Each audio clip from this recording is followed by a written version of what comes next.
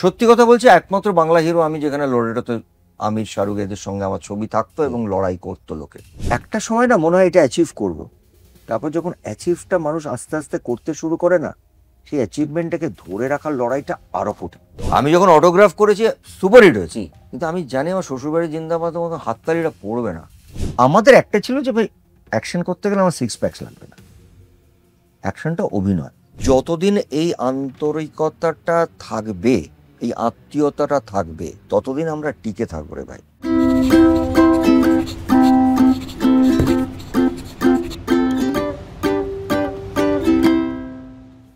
আজকে আমরা বাংলা ছবির উৎসব পালন করতে এসেছি।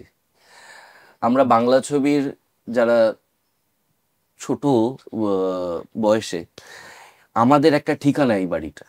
আমাদের মন খারাপ হলে আমরা এই বাড়িতে আসতে পারি, আমাদের কাজ ভালো না লাগলে আমরা এই বাড়িতে দুঃখের কথা বলতে পারি।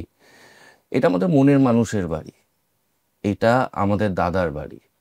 এই বাড়িতে আমাদের দরজা ঠকঠকাতে হয় না, এই বাড়িতে আমরা ঢুকে যেতে পারি। 28শে নভেম্বর খুব সম্ভবত সহজ কথা শুরু হয়েছিল, আজকে 19শে সেপ্টেম্বরে আমরা এই টেলিকাস্টটা করছি, এই স্ট্রিমিংটা করছি। এক বছরের মধ্যে যে আমরা ইতিহাস স্পর্শ করতে পারবো তাকে আমরা শুরুর সময় বুঝেছিলাম। আজকে সেরকম একটা ঐতিহাসিক পর্ব, কারণ এই পর্ব কিংবদন্তি আমাদের দাদা, আমাদের প্রিয় প্রসেনজিৎ চট্টোপাধ্যায় বুম্বাদার। Thank you, thank you, thank you. বাবা এত সুন্দর সুন্দর কথা বললি তুই, আমার আমি তো সব বললাম যেগুলো। তুই তাড়াতাড়ি করা যাবে তো? এ কি মানে আই কান্ট টেল ইউ, মানে হ্যাঁ, তাহলে আমাকে তোমাকে আপনি বলতে হবে, মানে খুব খুব মুশকিল। হ্যাঁ, ও তো নামই বেরোয় না, যাকে যে নামে ডাকি সেই নামেই ডাকি, ডাক নামগুলো। আমি এই শোটা দেখি, খুব সুন্দর হচ্ছে এবং খুব একটু অন্য রকম। আমি একটাই কথা বলবো, আজকাল প্রচুর পডকাস্ট হচ্ছে, প্রচুর এরকম ডিজিটাল হয়, বাট এটা অ্যাজ ইউজুয়াল তোমার থেকে এটা এক্সপেক্ট করবো। থ্যাংক ইউ দাদা, সামথিং ডিফারেন্ট। থ্যাংক ইউ দাদা। এবার শুরু করতে হয় ঋষিকেশ মুখার্জি দিয়ে। ওইটা কোনো স্মৃতি আছে? ওটা তো আমরা বিস্ময়ের সঙ্গে দেখেছিলাম যখন দূরদর্শনে দিয়েছিল। তারপর আবার পরে তো এখন তো খুব সহজে অ্যাভেলেবেল জিনিস, আমাদের শৈশবে তো তা ছিল না। না ঠিকই, মানে আসলে আমার মনে হয় না আমরা আমরা কোনো জিনিসটাই, বিশেষ করে বাংলায় আমি বলছি, যে খুব রিস্টোর করা, এইটা এখন তাও হচ্ছে বিকজ অফ ডিজিটালাইজেশন, একটু একটু করে অনেকটা সুবিধা হয়ে যাচ্ছে। তাহলে যে আমরা এই ব্যাপারটা খুব সচেতন, কারণ আমার একটা জিনিস খুব মনে পড়ে যে তখন আমি সুইন স্ট্রিটে থাকতাম প্যান্ডেমিকের আগে, কানসে মৃণাল জেঠুর ছবি দেখানো হবে এবং দায়িত্বটা পড়ে আমার ওপরে। এবার মৃণাল জেঠুর কোনো ছবি আমাদের কাছে পেলাম না যেটা উনি চাইছেন দেখানো হোক, যে ছবিটা নিয়ে কি আমরা বিদেশে দেখাতে পারি। মানে এটা সেইভাবেই যে আমাদের এখানে না অনেক কিছুই, মানে মানে উত্তম জেঠুর কতগুলো ছবি আমরা রাখতে পারি। হ্যাঁ, আমার ছোটবেলা, আমার 5 বছর বয়সের ছবি, আর এটার মধ্যে একটা সেন্টিমেন্ট আছে। ঋষিকেশ মুখার্জি, মাধবী আন্টির সেন্টিমেন্টটা তো আমার মনে হয় আরো বেশি, কারণ ওই এখনো বলেন, জিজ্ঞাসা। হ্যাঁ, মানে মাধবী আন্টি এখনো বলেন যে আমার জীবনের প্রথম মা ডাক শুনেছি মুম্বাই থেকে। এবং আমি কি মাধবী আন্টির বাড়িতে ছিলাম, কারণ আমি তখন এতটাই ছোট, আমি তো যাতে আমি মাধবী আন্টির কাছে ওই মার জায়গাটা, আমি মাধবী আন্টিকে মা বলতাম না, স্বাভাবিক, 5 বছর বয়সে আমি তো মাকেই মা বলবো। তো এই জার্নিটা, আমি ঋষি জেঠু আমাদের ছবিটা শুরু করেছিলেন বোধহয়, আমার যতটুকু মনে আছে, আমারও খুব আবছা আবছা মনে থাকা, একটা সময় শুরু করেছিলেন, আমার বাবা প্রযোজনা করেছিলেন। এবং আমি যেটুকু গল্প শুনেছি, মানে এটা কিন্তু আমার শোনা গল্প, যে বম্বেতে তখন গৌরী জেঠু গিয়ে আমাদের গান লিখতেন, হ্যাঁ, গৌরীপ্রসন্ন। এবং গৌরী জেঠু আবার বাবার যেরকম গৌরী দা, আমার আমার মার তরফ থেকে মা পিসমশাই বলতেন, রিলেটিভ। তো ওই বম্বে গেলেই না আমাদের বম্বের বাড়িটা ঠেক হতো বাঙালিদের, উত্তম জেঠু যেতেন, গৌরী জেঠু, এরকমই একটা ঠেকে বসে বসে ওদের আড্ডাতে নাকি বলতে বলতে গৌরী জেঠু বলেছিলেন একটা গল্প আছে, ছোট্ট জিজ্ঞাসা, একটা বাচ্চা মাকে খুঁজে বেড়ায়, বাপিকে ন্যারেশন দিতেই বাপি বলে এই ছবিটা আমি করবো। কাকে নিয়ে করবো? বুম্বাকে নিয়ে করবো। এবার প্রথমে পরিচালক যিনি ছিলেন তিনি করেছিলেন, আমার মনে হয় কোনো একটা কারণে তারা পরবর্তীকালে ঋষি জেঠুকে নিয়ে আসেন। ঋষিকেশ মুখার্জি অবশ্য আমার বাবার সঙ্গে অনেক কাজ, ঋষি জেঠু এসে ডিরেকশন দিচ্ছেন, এইটা আমার যে খুব মনে আছে তা নয়, তবে ভদ্রলোককে তার জামা কাপড় খুব ভালো মনে আছে, তার কথা বলার ধরন মনে আছে, কিন্তু যেটা মনে আছে আমার একটু একটু, সেটা হচ্ছে দিলীপ রঞ্জন বাবু হচ্ছেন ক্যামেরাম্যান, তার পরবর্তীকালে বম্বে গিয়ে নাকি প্রচুর কাজ করে, পরে মিট করেছি। গৌরদা, আমাদের গৌর কাকু বলতাম আমি, ক্যামেরাম্যান। গৌর কাকুর কাজ ছিল তখন তো ব্ল্যাক রঙের কালো রঙের মিটার, আমরাও মিটারটা এনে মাপতো আর আমি চকলেট ভেবে ওরা চাটতাম। সো এই স্মৃতিগুলো আমার মনে আছে। যেমন ঋষি জেঠু যখন যেহেতু আমার বাবা তখন প্রায় বম্বে, ম্যাড্রাস, কলকাতা শুটিং করে বেড়ান, ওনার ডেটটা খুব সমস্যা, তো উনি বলতেন ঠিক আছে আমি কলকাতায় আসলে রাত্রে শুটিং করে নামাবো পারতেন। এবার ঋষি জেঠু আমাদের টালিগঞ্জের বাড়িতে ট্রলি লাগাতে পারছেন না, সিরিয়াসলি জায়গা নেই, বাড়ি, কিন্তু উনি একটা জোন চান যেখানে উনি ট্রলি করতে পারেন। কোনো অসুবিধা ঋষি, দাঁড়াও কাল সকালে শটটা নাও, পুরো রাত্রির পরে দেয়ালটা ভেঙে দেওয়া হলো, বাড়ির দেয়াল ভেঙে দেওয়া হলো যাতে ঋষিকেশ মুখার্জি শহর ঠিক মতন করে ট্রলি শট নি। এই পাগলামোগুলো ছিল শোনা, এইগুলো গল্প আমি শুনেছি। আমি এখন বড় হয়ে আমি সিরিয়াসলি দেখেছি আমার বাবাকে রক্ততিলকের সময়, তখন আমরা দমদমের বাড়িতে থাকি, তো ওই রক্ততিলক তখনকার সময় একটা অ্যাকশন ছবি, উত্তম যেটা ছিল ওই ডাকাত চেস গাড়ি, তো একটা কোনো দৃশ্য ছিল বোধহয় দেয়াল ভাঙা বা কিছু, দেয়াল ভাঙার তখন সাউন্ড এফেক্ট তো ছিল না, আমাদের অত বড় বাড়ি, অত বড় বাড়ির গেট, একদিন সকালে দেখি সাউন্ড রেকর্ডিং এসছে সকালবেলা, আর লরি এসছে, লরিটা আমাদের বড় গেটটা ভাঙছে, লিটারেলি ভাঙছে দেয়ালটা, তার সাউন্ড নেওয়া হচ্ছে, তাহলে ছবিতে লাগানো হবে। ও এই উন্মাদনা উত্তরাধিকার সূত্রে।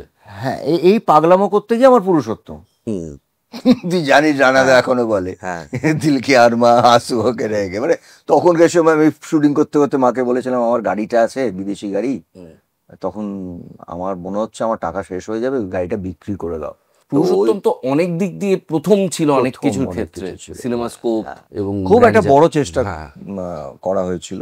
আমরা দুর্ভাগ্য যে ছবিটা দারুণ ওপেনিং নিল, প্রচুর হল টলের চেয়ার, টিকিট কাউন্টার ভাঙলো, তারপরে 3 দিনের মধ্যে বাবরি মসজিদ, ওটা একটু আমার বড় একদম 3 দিনের মধ্যে, তো সেটব্যাক ছিল। বাট সিনেমাটা দেখে রিনাদির থেকে আরম্ভ করে তুই এরকম ভাবে ফ্রেমিং করলি কি করে বলতো, তো ওটা না এখনো তুই দেখবি যে মানে যারা এখন সোশ্যাল মিডিয়ায় কথা বলেন, ইউটিউব, এরা এই ছবিটাকে কিন্তু আনেন, আমি দেখেছি ঘুরিয়ে ফিরিয়ে, যেটা হেড অফ টাইম, একটি কমার্শিয়াল অ্যাকশন এবং সেন্সেবল কমার্শিয়াল অ্যাকশন। আমি ওই ছবিতে প্রচুর অ্যাকশন করেছি যেখানে কোনো মানে অ্যাকশন মাস্টারের কথা করিনি, করো চলো লেটস ডু ইট। এই ওই পাগলামোই একরকম, পাগলামো না থাকলে তো এই কাজটা করাই যায়, এখানে থাকা যায় না। হ্যাঁ, পাগলামোটা থাকতেই হবে, ভালো মন্দ খারাপ সব হবে, কিন্তু পাগলামোটা থাকবে। এবার অঙ্ক মেলানো যাবে না। 1987-তে অমর সঙ্গীত, কিন্তু তার আগে তুমি কিন্তু কাজ করা শুরু করে দিয়েছো মোটামুটি। আমি রাহাগীরটা আর ধরছি না, ওটাও চাইল্ড অ্যাক্টর হিসেবে, কিন্তু মোটামুটি তুমি তখন ছোটোখাটো রোল, কখনো হিরো, যেমন আতঙ্ক করছো, অগ্রদানী করছো, শত্রুও করে ফেলেছো, পথভোলা করেছো। আমি যদি ভাবি যে আমি পরবর্তীকালে হিরো হব, তারপর আমি দেখছি আমি সুখেন দাসের কাছে প্রতিশোধে মার খাচ্ছি, সৌমিত্র চট্টোপাধ্যায় মেইন ভিলেন, আমি তার ছেলে, আমার তো একটু ডিপ্রেস লাগবে। এবার তোমার কি হচ্ছিল ওই সময়টা? দুটো গল্প বলি, আর ছোট বউও করছো যেখানেও তুমি মেইন রোল। আমি বলছি দুটো গল্প খুব ইম্পর্টেন্ট। একটা ছবি এখানে নাম নেই, মানে যে ফেসটার কথা বলে সেটা খুব ইম্পর্টেন্ট একটা ছবি সেই সময় হয়েছিল। ছবিটার নাম ছিল অগ্রদানী না, সংক্রান্তি, বীরুবাবুর লেখা। এবার এইটার মানুষের ডিরেক্টর, মানুষের মানে কত ছবি উত্তম জেঠুদের নিয়ে করেছে, মানে সুপার হিট ডিরেক্টর। তো আমি তখন স্ট্রাগল করছি, সব জায়গায় ঘুরে বেড়াচ্ছি, মা নিয়ে ঘুরতেন। তো সংক্রান্তি একটা নাটক, এবং কাস্টিং হচ্ছে একদিকে ওমপুরি, তখন ওমপুরি, মৌহাদি, রীনাদি, দীপঙ্কর দে, উৎপল জেঠু, মানে একটা হিউজ কাস্টিং। চাকরের ছেলেকে জমিদারের বাড়িতে বড় হয়। এবারে আমাকে ওরা কাস্ট করলো ওমপুরির ছেলে। সেই সময় দাঁড়িয়ে আমি খুব এক্সাইটেড হয়ে গেলাম, কারণ ওরম একটা বড় অভিনেতাদের সঙ্গে কাজ করাটা ইটসেলফ একটা বড় অভিজ্ঞতা, প্লাস গল্পটার মূল জায়গাটাতে ছেলেটা, সে পরবর্তীকালে বিপ্লবী হয়ে যায়। আমি করতে রাজি হলাম। ঠিক আমার এখনো মনে আছে, ইন্দ্রপুরীতে ওই বাঁদিকের একটা ঘরগুলো অফিসগুলো ছিল, তার শেষের দিকে মানুষের অফিস। 3 দিন না 4 দিন আগে মাকে ডেকে বললেন যে আমি ওকে বলতে চাই না, ও তো, আর তখন আমার লিটারালি 17-18 বছর বয়স, ও বড্ড বাচ্চা, আসলে না আমরা সবাই হিসেব করে দেখেছি যে ওকে ঠিক না চাকরের ছেলেটা মানাচ্ছে না। ও এত সুন্দর দেখতে, রাজপুত্র মতন দেখতে, ওমপুরীর ছেলেটা ওকে মানাবে না। আলটিমেট তো আসলে ওমপুরীর ছেলে। এইটা শোনার পরে আমি হাউ হাউ করে কান্নাকাটি, যে নানা রকম সিন হলো। এটা ইম্পর্টেন্ট নয়, ইম্পর্টেন্ট জায়গাটা আমি আসছি। ওমপুরীজি আসছেন, আমি জানি না, আমি দমদমের বাড়িতে আছি, ভোর 5টা না 6টার সময় অ্যাম্বাসেডার একটা গাড়ি প্রোডাকশনের এসে একটা বড় চিঠি আমার মাকে, আমায় না, ওরা ছেলে খুঁজে পায়নি, যেহেতু আমার কস্টিউমও হয়ে গেছিল, যদি আমি গিয়ে সেটে কাজ করি, কারণ ওমপুরীজি তখন ভেরি বিগ স্টার। উনি আসছেন শুটিং করতে এবং সেটে বড় বড় সবাই আছে, 9টার থেকে শিফট। আমি বললাম 17 বছর না, আমায় বাদ দিয়ে দিয়েছে, আমি যাবো কেন? মা বলেছিল যে যাওয়াটাই তোর, এই তোকে বাদ দিয়েছে না যাওয়াটা ইম্পর্টেন্ট না, তুই সেটে গিয়ে প্রুফ করে দে যে তুই, তোর দেখতে তুই ভালো হলেও তুই ভালো অভিনয় করে ওই জায়গাটাকে, এবং you are getting a chance to proof. তো যে সময়টার কথা তুই বলছিস না, সেই সময়টায় আমার কাছে ইম্পর্টেন্ট ছিল কোনো না কোনো জায়গায় আমি স্ট্যান্ড আউট করব। কারণ সত্যি কথা বলছি, ইনিশিয়ালি যখন আমি এই প্রথমত আমার বয়সটা কম খুব, যখন আমি স্ট্রাগলটা শুরু করেছি, আমার থেকে সেই সময়টা সব নায়করাই বয়সে বড়। আর এখানে সেরমভাবে টিনেজের লাভ স্টোরি কম হতো, সেটা সবাই বলতো। মানে আমার 2টি পাতার সাকসেসের পরেই যে আমি প্রচুর কাজ পেয়েছি তা নয়, অত বড় সাকসেসের পরে ওই ধরনের ছবি হতো না। সেকেন্ডলি যেটা হতো যে আমি যেরকম পার্থদার সাথে কাজ করেছিলাম, আমি জানতাম যে পার্টটা ছোট, কিন্তু পার্থপ্রতিম বাবুর সাথে কাজ করার অভিজ্ঞতাটা আমি ছাড়া, পরবর্তীকালে আমি ওনার পুরো ছবির নায়ক হয়েছি ওনার ছবিতে। আমি না ওই একটা জিনিস ভালো, আমি তো থিয়েটার করতাম তখন, সমাধান। আমি তার ফাঁকে যখন তখন না প্রচুর পরিচালকরা থিয়েটার দেখতে আসতেন, তো তারা যে মেন লিড আমাকে দিচ্ছে তা না, কিন্তু খুব ইম্পর্টেন্ট রোল। মানে আমি কেন এক্সাম্পল বলবো, যে আজকে শত্রু, রঞ্জিত দা, হ্যাভক, কিন্তু গানটা লোকে এখনো মনে রেখেছে, কারণ ওই সময় ওই পারফরমেন্সটা বাংলা ছবিতে কেউ দেখেনি। ওই ওই কারণ এটাই অঞ্জনদা বলে, তুই ফাটিয়ে নাচিস, তুই একদম তুই পুরোটা কর। আমি না তখন চেষ্টা করতাম যেখানে আমি মানে জায়গা পাবো। এবং আমাকে এই জিনিসগুলো কেন ইন্সপায়ার করেছে, যে এজ ইউ নো, যে আমরা যাদের দেখে আমরা আরো বড় হয়েছি, সেটা মিস্টার বচ্চন হতে পারে, উত্তম জেঠু হতে পারেন, তারাও কিন্তু জীবনে অদ্ভুত অদ্ভুত সব চরিত্র করতে করতে করতে, মানে একটা মানুষ যে বেনু আন্টির সাথে ভাই করছে, তার আগে অতগুলো ফ্লপ দিয়েছেন, তারপর তাকে দাদা হতে হচ্ছে, হ্যাঁ, সেই যেখান থেকে তার জীবনের একটা রোমান্টিক, এই জার্নিগুলো বোধহয় ওই জায়গার থেকে, যে আমি না সামনে ফ্রেম পেলেই প্রুফ করব। তো ওটা আমি ভাবতাম না, কিন্তু আমাকে জায়গা দিতে হবে। আমি ভালো জায়গাটা অভাবে আমি, আমার জার্নিটা এটাই ছিল। এখানে একটা খুব আর আমি ইম্পর্টেন্ট, এটাও জানতাম যে আমাকে ধরে কেউ তো লঞ্চ করবে না। কেন করবে না, মানে এটা বাংলায় কেন হলো না কোনোদিন? না, ওটা না, আমার মনে হয় এইটা আমি জানি না, এটা হয়তো মানে আমাদের বাংলাতে এই কালচারটাই নেই, কিন্তু আমার মনে হয় সেই দিক থেকে, একদিক থেকে আমরা বেটার জায়গায় আছি। এই যে থিয়েটার দেখে আর্টিস্ট তোলা, এই যে বিশ্বাসটা আমাদের তখনও ছিল, আজও আছে, ভবিষ্যতেও থাকবে, বা একটা ফেয়ার প্লেইং গ্রাউন্ড। হ্যাঁ, এটা কিন্তু বোধহয় আমাদের বাংলার একটা বড় দিক বলবো। মানে যার যেটা ন্যায্য, সেটা সেরম জায়গায় তাকে যদি জায়গা দেওয়া হয়, সে প্রুভ করতে পারে, সেটা একদিকে ভালো ছিল। কিন্তু আমার কষ্টটা কোথায় হতো বলতো, আমি যখন যেতাম, বড় বড় পরিচালকরা বলতো ওকে বম্বে নিয়ে যান, আমার মাকে বলতো, ও ভীষণ বম্বের হিরোদের মতন দেখতে, ও ভীষণ স্মার্ট, ও ভীষণ জিন্স ফিন্স পরলে ওকে বম্বের হিরোদের মতন লাগে। আপনি না অনিল কাপুরের সঙ্গে, আর না, তারপরে কি বলতো টুইটের প্যান্ট, হ্যাঁ, টুইট প্যান্ট, ওই বলতো ওরম প্যান্ট পরিয়ে আনুন না, ওকে বাংলা হিরো মনে হবে না।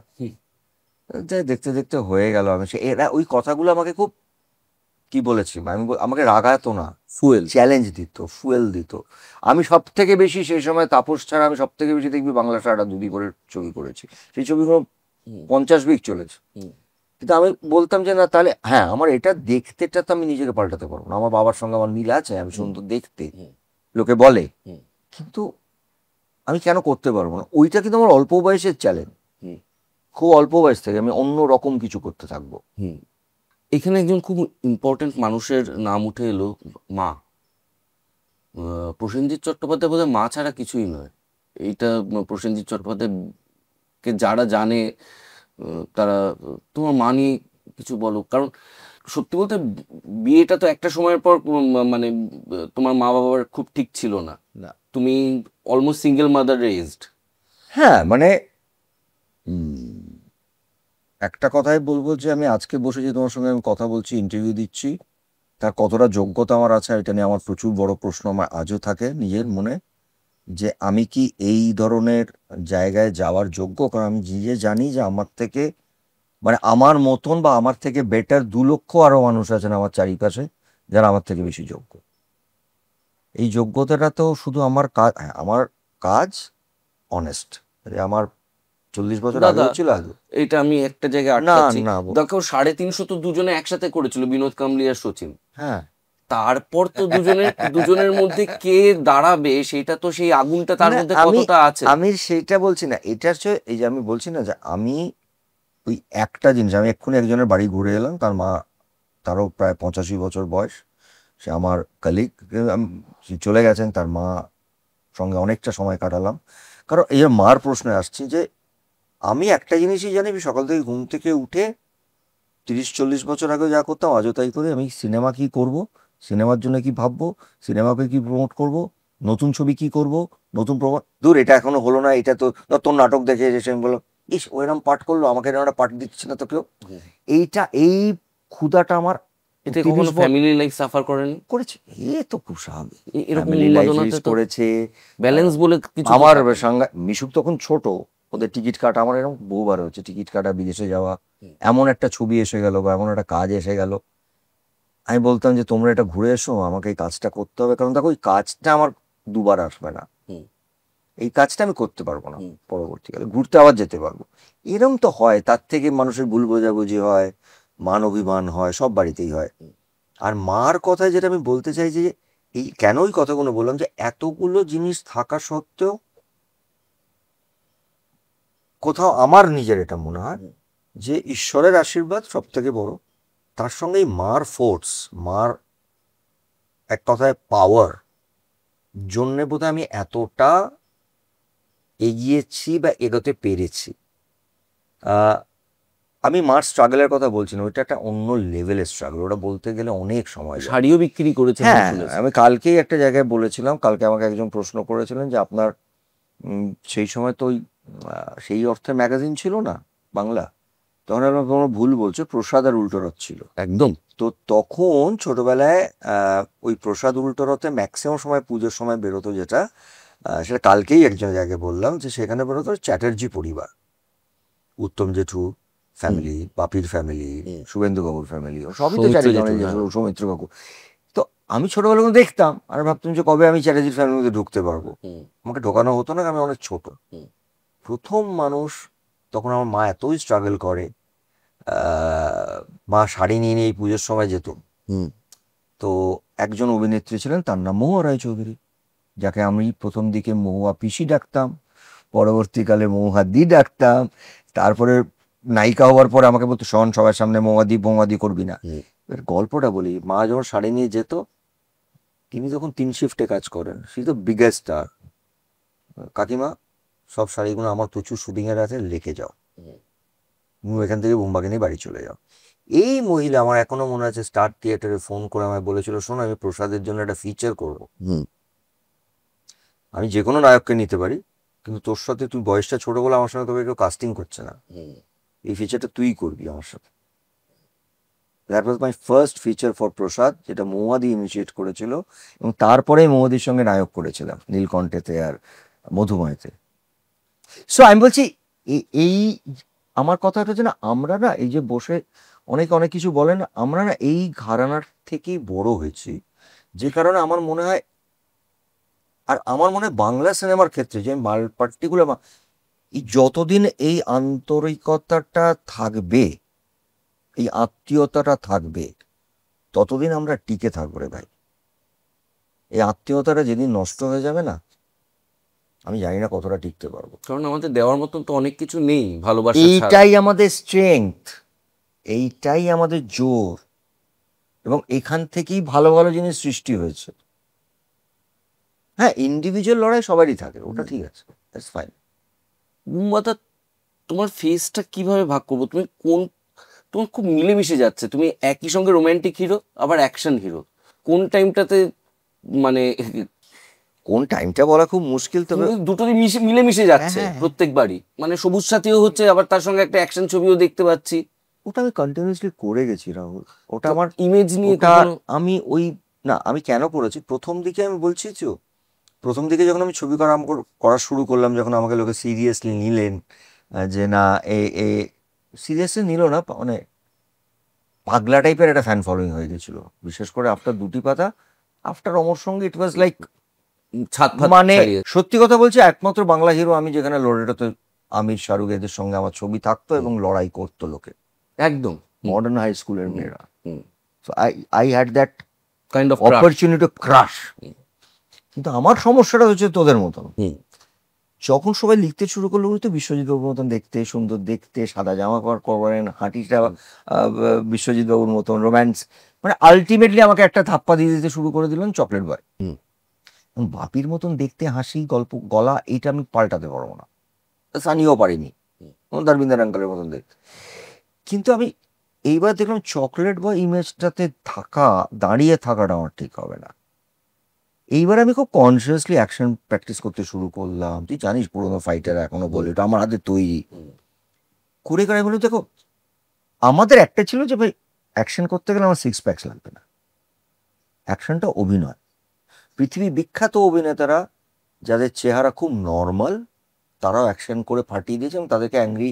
তার মধ্যে আমাদের ইন্ডিয়াতে সব থেকে বড় হচ্ছে অমিতাভ বচ্চন, কিন্তু রোগা পাতলা একটা মানুষ, লম্বা রোগা। তো আমি না ওই অভিনয় এবং অ্যাকশনটাকে ইন্ট্রোডিউস করলাম একটা আমার ফ্রেমওয়ার্ক করে, কিন্তু তার পেছনে একটা বড় প্র্যাকটিস গেছে, একটা বড় প্র্যাকটিস না, আমার ডিরেক্টরকে সঙ্গে বসা, আমার স্ক্রিপ্ট রাইটারকে নিয়ে বসা। কারণ ফাইট এমনই একটা জিনিস না, ফাইটটা যদি তুমি ঠিক সময় আনো লোকে ভালো লাগবে, তুমি যদি সেই স্ক্রিন প্লেতে ঠিক সময় না আনো তাহলে ওটা জাস্ট জলে ছুঁড়ে দেওয়ার মতন হবে।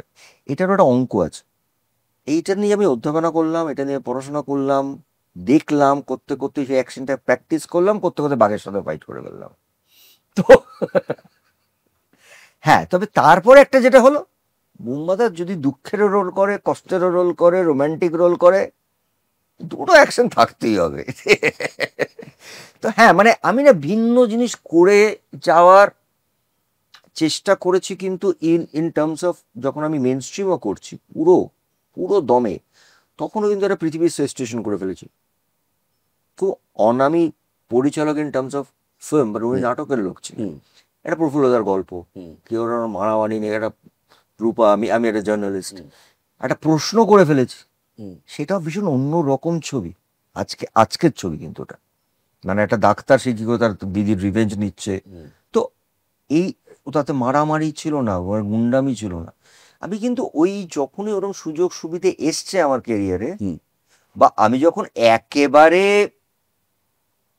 ফুল অন মেন স্ট্রিম, আমি একটা হাউসফুল করেছি বাবু, আমার সব থেকে প্রিয় ছবিগুলোর একটা। তো আমি বলছি আমি একটা চেষ্টা, তখন কিন্তু আমি একদম তিনবেলা ওই মেন স্ট্রিম করি, একদম। আমি শুধু ভাবতাম আমাকে একটা সুযোগ দিচ্ছে, আমি যদি আমি করছি এটা ভাবতাম না, এই পরিচালকরা আমাকে একটা এরকম সুযোগ দিচ্ছে। তার আলটিমেটটা এটা হয়েছে যে আমি বুদ্ধদা করতে পেরেছি, গৌতমদা করতে পেরেছি, ঋতু আমাকে নিয়ে অনেক রকম এক্সপেরিমেন্ট করেছেন, বা কিন্তু আমি এই জনটা বুঝতে পেরেছি। ঋতুদার কথাটাও যদি বলি, ধরো চোখের বালিতে গিয়ে যদি তুমি ঋতুদাকে চিনতে, তাহলে ততদিনে সবাই চিনে গেছে, কিন্তু তুমি মানুষটাকে চিনে গেছো 19 এপ্রিলের আগে থেকে, তুমি বুঝতে পেরে গেছো, দুজন দুজনকে চিনেছিলাম, মানে অদ্ভুত একটা কম্বিনেশন হয়েছিল, দুজন দুজনকে চিনেছিলাম। মানে ওনার সাথে কাজ করতে যাওয়া আগে অবধি আমার মনে হয়েছিল চুমকির বন্ধু, দেবশ্রেয়ের বন্ধু, দেবশ্রেয়ের ছবি করছেন, আমাকে রিনা দিয়ে রিকোয়েস্ট করলো এবং চলো আমি যাচ্ছি। আমি সেটে গিয়ে কাজ করতে 2 দিনের কাজে বুঝেছিলাম যে এ তো অন্য জিনিস, এবং সব থেকে ইম্পর্টেন্টলি আমি যে এত ছবি করতাম, আমার নাম আলাদা করে স্টেটসম্যানে লিখবে যে এটা তো অন্য প্রসেনজিৎ, এই প্রসেনজিৎটাকে আমরা দেখিনি, তার মানে এই মানুষটা না কোথাও আমাকে ভেতর থেকে চালিয়ে দিল যে আমার ভেতরে একটা কিছু আছে। তখন আমার দিন রাতের পরিশ্রম শুরু হলো, এই মানুষটাকে আমি কি করে আগিয়ে নিয়ে যেতে পারি। ওই মানুষটা আছে বলে এই মানুষটা আছে, কিন্তু ওই মানুষটার সঙ্গে এই মানুষটা, এই প্রসেনজিৎটাকে আমাকে বার করে আনতে হবে। এই অ্যাপারেন্ট সাকসেস, তোমার এত বড় ক্রাশ, এত ফিমেল ফ্যান ফলোয়িং, তা সত্ত্বেও কিন্তু তুমি তখন ওঠানামার মধ্যে দিয়ে যাচ্ছ, মানে অনেকটা দিন অবধি তোমাকে কি প্রেস বলো, কি সিনেমার মেইন যে জায়গাটায় তুমি যেতে চাইছিলে, যে প্রসেনজিৎ চ্যাটার্জি, সেইটাতে পৌঁছতে তোমাকে অনেকটা টাইম আবার স্ট্রাগল করতে হয়েছে। সেটা কেন? সেটা কি ব্যক্তিগত জীবনেও কিছুটা এফেক্ট করেছে? না, সেইভাবে আমি ব্যক্তিগত জীবনের সঙ্গে আমার কেরিয়ারকে, মানে আমার কেরিয়ারকে কখনো আমার ব্যক্তিগত জীবন এফেক্ট করেনি। সেটাও তো আমি ব্যক্তিগত মানুষটাকে এফেক্ট করেছে। কারণ কেরিয়ারের যে ব্যাপারে আমি খুব ফোকাস। আমি তখনও বলেছি, আজও বলবো, ভবিষ্যতেও বলবো, যেদিন আমি মনে করবো যে আজকে আমি না, ক্যামেরাটা আমার কাছে is like my talking to your মা। আমি পৃথিবীর সবাইকে ডিনাই করতে পারবো, ক্যামেরা লেন্সটাকে ডিনাই করতে পারবো না। মানে যে কারণে আজকেও যদি কেউ কোনো জায়গা থেকে খবর যায় বা আমার মোটররা বলে যে দাদা 0.5 ঘন্টা পরে আসবে, ডিরেক্টররা জানে এই মানুষটা 5 মিনিটও লেট করে। তার মানে একটা খুব জেনুইন বড় কিছু প্রবলেমে মুম্বাদা আছে, নাহলে 0.5 ঘন্টা লেট এই লোকটা করবে না। সেই জায়গা থেকে আমি বলছি যে আমার মনে হয় যেটা হচ্ছে যে না, একটা মানুষ হয় পৃথিবীতে একটা কিছু পাওয়ার পরে খুশি হয়ে যায়। এক্সাম্পল বলছি যে ভাই, আমি এটুকু নাম করলাম, তখন তো এত কিছু শো এত টেলিভিশন কিছুই ছিল না। আমি কি 3-4 বছর নাম করলাম, তারপর একটা সময় গিয়ে যাত্রা করলাম, একটা সময় গিয়ে করে আমি নিশ্চিন্ত, I am secure and my family is secure. আমি অলওয়েজ 5 থেকে 7 বছর অন্তর অন্তর এসে 40 তলার একদম এজে এসে দাঁড়িয়ে বলেছি, let me take the challenge. নয় বাঁচবো, নয় মরবো। আমি খুশিটা শুধু আমার না, ওই কাজের তোমার ফাইন্যান্সিয়াল ঘুরে দাঁড়ানো তো অনেকবার হয়েছে। অনেকবার। ওটা তো আমি একদম এক একবার খাদের তলায় 5 টাকা নিয়ে বেরিয়ে গেছি গাড়ির থেকে, সেই তো আছে, ছেড়ে দে। মানে এটা ঈশ্বরের আশীর্বাদ ছাড়া সম্ভব না। মানে এটা মানে এটা 20 বছর আগেও মতনই প্রায়, মানে 40 বছর কাজ করে 20 বছর আগে 5 টাকা নিয়ে বেরিয়ে পড়েছি পকেটে। ঈশ্বর, ওটা ঈশ্বর আর মা আর আমার দর্শকরা। কিন্তু আমি বলছি যে আমি না, যেটা সব থেকে ইম্পর্টেন্ট আজও তাই, এই মুহূর্তেতে আমি কোনো জিনিসটা, বিশেষ করে when it comes to cinema, যে এইটা করে আমি হ্যাপি, এইটা করে আমি একদম সন্তুষ্ট হয়ে গেলাম, এইটা পেয়ে আমি অনেক সন্তুষ্ট হয়ে গেলাম। বাবা, আমার 350 ছবি আছে, তাই তো? আমি যদি 100টা মেন স্ট্রিম ছবি আমার কাছে রেখে দিতাম না, ডিজিটাল আর আজকাল যেগুলো হয়েছে স্যাটেলাইট, মিশুকের ছেলে, তার ছেলেকেও ভাবতে হতো না রে। একদম সত্যি তো, কোনোদিন ভাবিনি তো। কিন্তু ওইটা ভাবিনি বলে একটা মনের মানুষ করতে পেরেছি। ওই তাগিদটা আমার আজও আছে। তুই আমাকে একটা ছোট কিছু শোনাবি, যেটা আমার মনে হবে রাত্রিবেলা ঘুমোতে ঘুমোতে যে কি শুনিয়ে গেল ছেলেটা, আমি তোকে ফোন করতে শুরু করবো। তো আমার না ওই তাগিদটাতেই বোধহয় আমার এই রেঞ্জটা একটু একটু একটু একটু একটু করে বাড়তে থেকেছে। মানে আমি কোনো জিনিসেই স্যাটিসফাইড হই না। আমার ছবি 50 সপ্তাহ চললো, আমি লোকে এসে আমার দেখতে গেলে বুঝতে পারতো না। এক পার্টি শাড়ি আমি কোনোদিন করতাম না। আমার একটা জিনিস খুব পরিষ্কার, আমার ইন্ডাস্ট্রির লোক হচ্ছে আমার ফ্যামিলি, আমার প্রডিউসার, ডিরেক্টর, কিন্তু তারা কিচেনে নয়, তারা আমার কাজের জায়গা। ওইটাকে আমি একদম আলাদা। আমার কাছে মনে হয় আমার ফ্যামিলি ওটা, আমার আমার আমি তারা যে কোনো সময় আমার কাছে আসতে পারে, কিন্তু যে মুহূর্তে ওই দুটোকে আমি এক কখনো করার চেষ্টা করিনি। কারণ আমি বেশিরভাগ সময়টা আমার এই ফ্যামিলিতে কাটিয়েছি। আমার ওই ফ্যামিলিটাই বরং মানে আমার যেটা নিজের ফ্যামিলি, সেটা সবসময় তারা নেগলেক্টেড হয়েছে, এটা নিয়ে কোনো রকম সন্দেহ নেই। কিন্তু পৃথিবীতে আমার মতন আরো 100 জন আছে, 1000 লোক আছে, 1,00,000 লোক আছে যারা এটা করেছেন।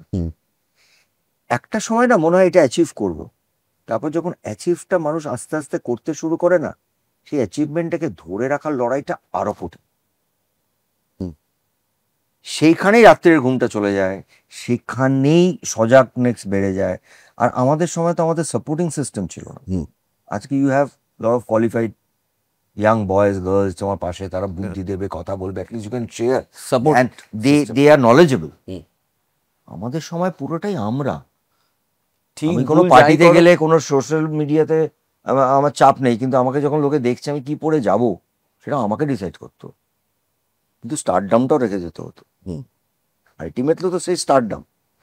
এবার স্টারডাম থেকে আস্তে আস্তে আমি নিজে মনে করলাম যে এই স্টারডাম থেকে আমি আস্তে আস্তে একটা নিজের ব্র্যান্ড তৈরি করব, যেটা অভিনেতা। আমি বলছি না যারা স্টার তারা অভিনেতা নন, স্টাররা খুব বড় অভিনেতা হয়, নাহলে সে স্টার অবিশ্বাস্য হতে পারে না, জিনিসগুলো করা যায় না, হতেই পারে না। মানে 20 জনকে শাম্মী মারার কাপুর, মধ্যে একটা দেবানন্দ বিশ্বাস করা। ফট করে করা যাবে না, তুমি একই জিনিস করে যাচ্ছ, তুমি সে লোককে ভালো লাগাচ্ছ। বাট আমি মনে করছি যে আমার এই এই জার্নিটা না ননস্টপ আমি আগে নিয়ে গেছি, যে কারণে একটা সময় পরে আমাকে না ওইভাবে বাঁধতে পারছিল না যে আমি কি রোম্যান্টিক হিরো, হ্যাঁ ওটা আছে, আমি কি অ্যাকশন হিরো, নাকি আমি এটা অন্য ধারার ছবির হিরো।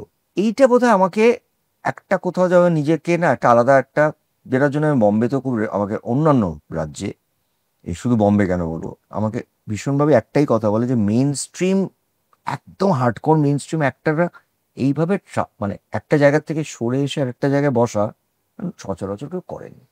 এটা ভীষণ লোভ তো ওটা, হ্যাঁ, কারণ ওটা একটা লোভ। আন্তরাজ থাকবে অনেক আমি যখন অটোগ্রাফ করেছি সুপার হিট হয়েছি, কিন্তু আমি জানি আমার শ্বশুরবাড়ির জিন্দাবাদের মতো হাততালিটা পড়বে না, কিন্তু ওই হাততালিটা সিটিটাকে আমাকে মেন্টালি মাইনাস করে অটোগ্রাফটা করতে হচ্ছে।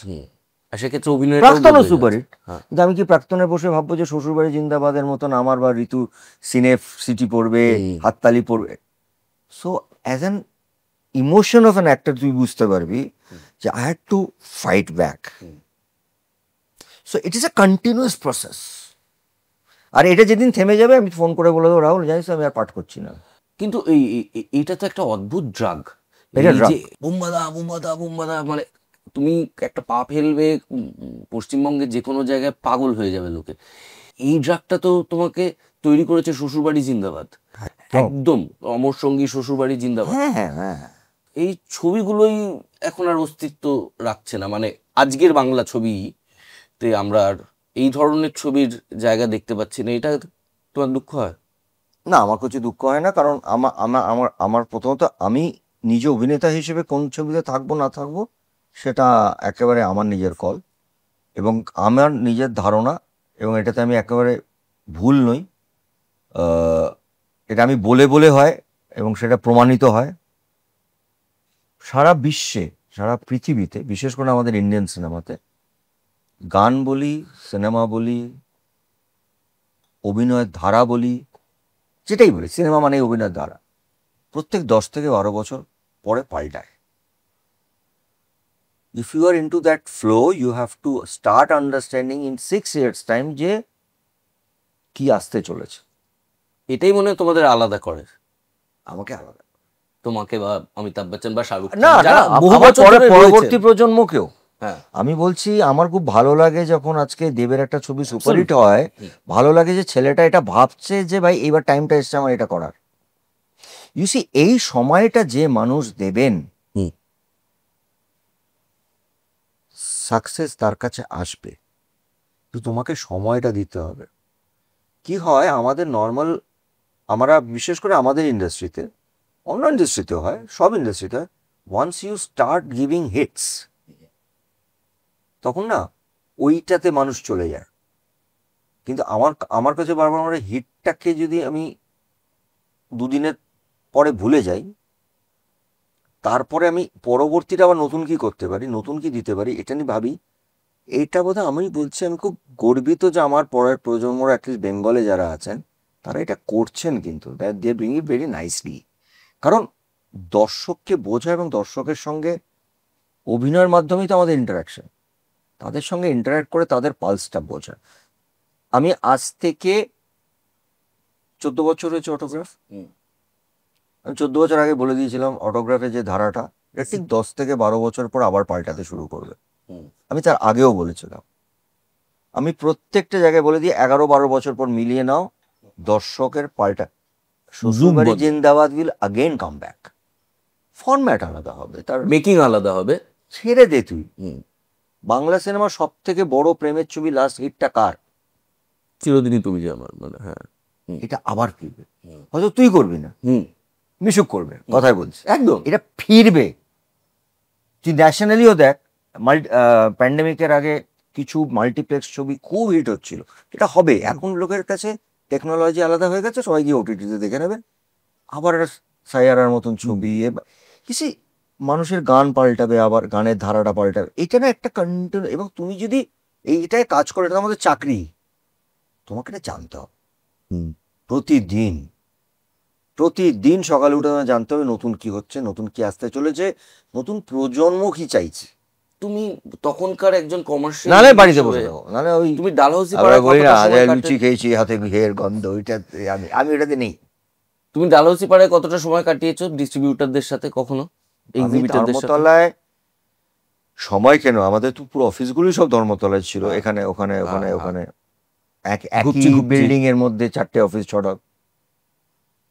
অধিকাংশ সময় দেখ, আমাদের না একটা সময় খুব ভালো লাগতো, এবং সেটা বোধহয় না, সেটা তোদের ঢোকা, মানে তোর বলি, দেব বলি, জিতু, তো সেটাও তো ছিল, তারপরে এটা হারিয়ে গেল। ছবি রিলিজের আগে এক্সিবিটররা থলিতে টাকা নিয়ে প্রডিউসারকে দিতেন যে আমি 4 সপ্তাহের জন্য অ্যাডভান্স দিয়ে গেল। প্রডিউসারের জোরটা বাড়তো, কত বাড়তো, সাবাবসের থিয়েটার হলগুলো টাকা নিয়ে আসতো ধুতি পাঞ্জাবি পরে, দাদা 6 উইক বুমাদা ছবি, 6 উইকের অ্যাডভান্স দিয়ে গেলাম, অমুক জিদ্দার ছবি, এটা দিয়ে গেলাম। এইটা আবার ফিরতে হবে শোনা। একটা প্রডিউসারের ছবি রিলিজ করছে মানে তার এক্সিবিশন থেকে তার টাকা টাকা অ্যাডভান্স আসছে, এই জায়গাটা ফিরবে। আমি আমি আমার দৃঢ় বিশ্বাস এটা ফিরবে। হয়তো তার ফরম্যাটিংটা চেঞ্জ হবে, বাট একটা সময় আসবে যেখানে আমাদের ওয়েস্ট বেঙ্গলের টেরিটরি ওয়াইজ হয়তো তোর ছবি বিক্রি হচ্ছে। আমার তো ছবি মিদনাপুরে টেরিটরি অ্যাডভান্স পেত একদম। আমি একমাত্র হিরো যাকে আমি বলতে পারি ওয়েস্ট বেঙ্গলের মধ্যেই আমার টেরিটরি ছিল। আলাদা একটা মিদনাপুর টেরিটরি নিত, একটা কেউ বর্ধমান টেরিটরি নিত। এই টেরিটরিটা তো আমাদের মধ্যেই। এখন মাল্টিপ্লেক্স হয়ে গেছে, ন্যাশনাল রিলিজ হচ্ছে, আমাদের তো ব্যবসা হতো পুরোটাই পশ্চিম বাংলায়। এবং আজকে এই যে বসে কথা বলছি, পশ্চিম বাংলার মানুষরা মানে শহরের মানুষরা নিশ্চয়ই আমাদের ছবি দেখেছেন, সেই ছবিও দেখেছেন, বাট আমাকে বাঁচিয়ে রেখেছেন ওই গ্রামের মানুষরা, যাদের 1 বছর ধরে আমার ছবি চালিয়েছেন, তারা। পিছনের ওই সার্টিফিকেটটা, এইটা তো কেউ করতে চাইবে না। গোটা সিনেমায় ডায়লগ নেই, মানছি ঋতু দা বেস্ট ফ্রেন্ড, গোটা সিনেমায় ডায়লগ নেই। ডায়লগ বলছো যখন, তখন অন্য ক্যারেক্টারদের গলায় ডায়লগ বলছো, লাস্ট সিনে গিয়ে একটা ডায়লগ, তোমার আর চাঁদুদির গলা, না হলে ডায়লগ নেই। এমন একটা লোক যে পরকিয়া করতে গিয়ে অ্যাক্সিডেন্ট করেছে প্রথম সিনেই। তোমার কাছে সংলাপ নেই, মানে অভিনেতার প্রাথমিক যে তলোয়ার বলো, তীর বলো, ধনুক বলো, কিচ্ছু নেই। তাহলে তুমি কি এবং অত্যাশ্চর্য পারফরমেন্স, পারফরমেন্স তো কান্না গেলা ওভাবে। হ্যাঁ, আমাকে যখন ছবিটা কানসে দেখানো হয়, মনিরত্নম স্যার আমায় জিজ্ঞেস করেছিলেন, it's a sync sound? Who was your makeup man? তো ঋতু এসে বললো, হি হিমসেলফ। সো হ্যাঁ, আমার আমার আজও মনে আছে, ও তো 3 না 4 দিনে লিখতো, কল্পনা বলে দিত আগে, ওরা ভাবছি রে, আমি করে আজকে তো শিফটে 9টায় 12টায়, 7টায় চলে আয়। বাড়ি গেলাম, স্ক্রিপ্টটা পড়লাম, এটা করবি? তখনও তো একদম ফুল রোমান্টিক হিরো আমি, হ্যাঁ, টুসুডাসা হিরো। হ্যাঁ করবো, তুই কি চাস? একটাই লাইন ব্রিফ ছিল পুরো পুরো ছবিটা ঋতুদার। আমি চাই একটা সময় পর দর্শক যেন বলে কাকুনকে যে এবার অনেক হয়েছে, এবার জ্ঞান জ্ঞান করাটা বন্ধ করো, ঠিক আছে যা করেছে ভুল করেছে, বেড়ছে এইটুকু লাইন। এই পুরো একটি লাইনের উপর আমি পুরো খেলাটা খেলেছিলাম। হ্যাঁ, আই ওয়াজ ব্লেসড যে আমার, সত্যি বলছি, আমি আমি আজকের প্রজন্মদের কাছে আমি সবসময় বলি, যারা আমার কাছে আসে, যে তোরা সবাইকে পেয়েছিস ওই একটা লোকের পরিচালনায় কাজ করা, তোমাদের দায়িত্ব নিয়ে বলতে পারি 10 বছর 15 বছর বাড়িয়ে দিত। ডাবিং কাকে বলে? দোসরের ডাবিংটা তুই ভেবে দেখ, আজকের টেকনোলজি নয়, কি লেভেলে ডাবিংটা করিয়েছিল। আমার এখনো মনে আছে, পটলাকে বলছে, বুম্বা এইভাবেই বলবে কথাটা, ধরাটা তোর দায়িত্ব, তুই ধরবি সাউন্ড। এই লোকটার যে প্যাশন, আর যদি একটু ডিফিকাল্ট রোল হতো, তুই জানিস, নিজে গিয়ে আগে ডাবিং করে দিত, তুই ফলো কর, মেয়েদেরটা তো বটেই। এই মানুষটাকে না, এই 9খানা ছবি করাটা বোধহয় আমার জীবনের একটা আলাদা লেভেলের বন্ধুত্বর বাইরেও বলছি, ওইগুলোই ভাঙিয়ে খাচ্ছে। আমি বহুদিন পরে একটা ট্রেলার দেখলাম, গৃহপ্রবেশ। ওরা পাঠায়, আমি সবাই ট্রেলার দেখি, এবং ইন্ডাস্ট্রিতে বোধহয় আমি প্রথম লোক টুইট বলি, ব্যবহার করি। কেন? এটা স্নেহের জায়গা থেকে, এটা কোনো তার সঙ্গে কাজের সম্পর্ক। আমি বহুদিন পরে ট্রেলারটা ফার্স্ট দেখে, ট্রেলার বা টিজার বলে, আমি আবার শুনলাম, আমি সুভাষের সঙ্গে দেখা হয়, আমি বললাম না অনেকদিন পর না ঋতুর টোন পেলাম, অডিওটা পেলাম তোর অনেক, এটা খুব খেটে করেছিস। কারণ ওর টোনটাই আলাদা ছিল। ওর তুই অসম্ভব ভালো বুঝিস এইগুলো, মানে ওই টোনটা কিন্তু আর কেউ অ্যাচিভ করতে পারে, একটা কেউ অ্যাচিভ করতে পারেনি, সেটা সবাইকে দিয়ে, এরাও না যেহেতু আমাকে দিয়ে, সবাইকে দিয়ে। অনেক দিন পর ওই টোনটা পেলে আই ওয়াজ সো হ্যাপি, এই টোনটা পেলাম। আমি বলছি এই মানুষগুলোর সাথে কাজ করে, বিশেষ করে এই ঋতুর সাথে, মানে আমি বলছি যেরকম দোসর নিয়ে কথা হলে আমি খেলাকে আমি রাখি, আর অসাধারণ একটা চেষ্টা এবং একটা অসাধারণ ছবি করেছিল, ওটা একটা অন্য লেভেল। এবং বৃষ্টিতে যখন আউটডোরটা ক্যান্সেল হয়ে যায়, তোমার কিন্তু আমাকে চরিত্র অথবা ব্যাকিং দিয়েছে জীবনে একটাই, খেলা, ডিরেক্টর। আর বাকি চোখের বালি বল, দোসর বল, সব চরিত্র কাল্পনিক বল, কোনোটা মানে নায়িকা ব্যাকিং রোল দেয় না, নেগেটিভিটি, মানে ক্যারেক্টারের মধ্যে সবটাই, মানে বউ সব চরিত্র প্রথম সিনেই বউ বলছে যে আমি চলে যাবো, তোমাকে ছেড়ে থাকা যায়নি লোকটার সঙ্গে, বাচ্চা খেলা দেখতে চলে যাচ্ছে। তো মানে ঋতু কোনোদিনই আমাকে একটা একমাত্র খেলা, যেটা আমি ওকে বলেছিলাম, তুই আমাকে একটা মহেন্দ্র কি একটা চরিত্র হলো একেবারেই, তার মধ্যে রোম্যান্টিসিজম থাকবে, তার মধ্যে কমপ্লেক্সিটি থাকবে, আবার মানে আর ও তো আরো বেশি করে লিখলো যাতে আরো জিনিসগুলো এনহ্যান্স হয়। কিন্তু এইগুলো না আমার মনে হয়, ওই আবার বলছি, জীবনে একটা দিক দেখতে দেখে এগোচ্ছিলাম, হঠাৎ আর একটা দিক দেখতে শুরু করলাম, ওই দিকটাও আমার রয়ে গেল, আমি এই দিকটার দিকে নজর দিয়ে আর একটা দিকেও এগোলাম। সেখানে আমার কাছে নিশ্চয়ই ঋতুদার নামটাই একমাত্র নাম যেটা প্রথমে আসে। সেই মানুষটার সঙ্গে আমি ঝগড়াও প্রচুর করেছি, 1-1.5 বছর কথা হয়নি, 1.5 বছর পরে হঠাৎ আমার বাড়িতে দুবেলা খাচ্ছে, অফিসে সকাল থেকে বসে আছে, আমি বাড়িতে আছি, আমার সাথে কথা নেই, ও তো খাচ্ছে আমার বাড়িতেই, থাকছে আমার বাড়িতেই। আমাদের বন্ধুত্বটা এরকম, আনন্দলোকে জয়েন করবার আমার সঙ্গে কথা বলিনি, আমি বলছিলাম তুই এডিটার যতদিন আনন্দলোকে থাকবি আমার সঙ্গে কথা বলবি না। তারপরে ফিরে এলো যেদিন, শোন না আমাদের মনে হচ্ছে এবার চোখের বাড়িটা হবে, তুই করবি, বা একটা ছবি নিয়ে, মানে কিন্তু গানের ওপারের সময় কি ঝগড়া আমাদের, কাগজে লেখালেখি কত কিছু, কিন্তু বন্ধুত্বটা কোনোদিন আমাদের ওই ওই সম্পর্ক, বন্ধুত্বটা আলাদা কোনোদিন ইয়ে হয়নি আমাদের। ঋতু আমাকে একটা একটা নতুন জীবন দিয়ে গেছে, in a way as an creative person আমি বলবো। আই এনজয়েড ওয়ার্কিং উইথ বাপ্পালস। এইবার জিজ্ঞাসা করবো, যেহেতু তুমি খেলার কথা বললে, আরেকটা ডিরেক্টর, আমার একটা ছবির কথা বল, দেখেছিস হাউসফুল ছেড়ে দে, ক্লার্ক একা একা, এই ছবিগুলো দেখেই না কেউ, এখন রিলিজও করে না। হাউসফুল কি কোথাও পাওয়া যায়? অদ্ভুত মাইরি, মানে খুঁজতে হবে। ক্লার্ক তো আমাদের অশোকের, কতবার বলছি একটা হাউসে নন্দনে বা একটা সবাইকে ডেকে দেখা, ইন্টারেস্টিং, বছর আগে করেছিলাম, পুরো ছবিতে আমি একা, পয়সাও ছিল না, লাইট করেছিল সব মোমবাতি লাইট জ্বালিয়ে। মনের মানুষ, এটার জন্য তো তুমি মনে হয় সব থেকে বেশি খেটেছো নাকি? খাটনি, দেখো খাটনিটা তো এক একটা ছবিতে এক এক রকমের খাটনি খাটতেই হয়। মানে আগামী দিনে যদি আমি কালকে একটা অ্যাকশন ছবি করি, তুই জানবি বুম্বাদ 1 বছরের জন্য তৈরি হয়ে ঢুকবে, এটা আমি করি, সেটাও খাটনি। মনের মানুষের যেটা হয়েছিল যে আমি না প্রথমত বিশ্বাস করিনি যে লালনের চরিত্র আমায় দেবে, মানে কোনো দিক থেকে আমায় লালন মানায় না রে। গৌতম দাকে প্রথম বলেছিলাম, গৌতম আমি কি করে লালন হব, একটা তো হচ্ছে এই শহরটায় বড় হয়েছি, একটা একটা অন্য এতে লাস্ট 30 বছর ধরে একটা অন্য জীবন যাপন করছি, আমার চেহারাটাও তো ওরম নয়। তো গৌতম দার বিশ্বাসটা ছিল একটা নাম আর একটা চোখ। কিন্তু যেদিন আমি ফাইনাল করেছিলাম লালন, তারপরে I totally went through it, কারণ আমার কাছে মনে হচ্ছিল প্রত্যেকটা ধাপ আমায় শিখতে হবে, মানে আমি কিছুই জানি না, আমি ক্লাস 1-এর স্টুডেন্টও নয় when it comes to লালন, মানে আমি একও জানি না লালনটা, আমাকে 1 থেকে 100 পৌঁছে আমাকে লালন করতে হবে। তারপর সব কিছু ছেড়ে দিয়েছিলাম, থ্যাঙ্কস টু মাই ফ্যামিলি। আমি বলেছিলাম 9 মাস কোনো যোগাযোগ নেই কারোর সাথে, no checks, no office, no business. এই ঘরটার 4 তলা, তখন এই বাড়িটা ভাঙা ছিল, ওইখানে জীবনযাপন করা শুরু করে দিলাম। চুল বাড়ানো ফাড়ানো ছেড়ে দেবো, তো মেকআপ।